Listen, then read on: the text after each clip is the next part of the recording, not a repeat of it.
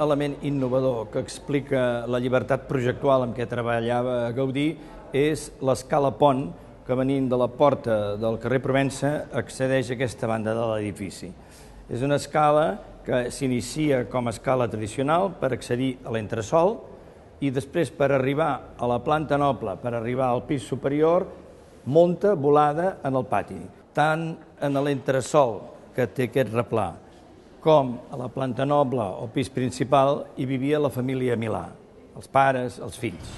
I per facilitar la seva comunicació van inventar aquesta escala innovadora, suportada per una estructura metàl·lica feta per la casa Eiffel, lleugera, com tecnologia moderna, i d'aquesta manera economitza espai interior, perquè en aquest espai interior hi fa altres estances i no ha d'haver-hi una escala. Utilitzar un pati per fer una escala volada, una escala pont, això no existeix en tot l'Eixample.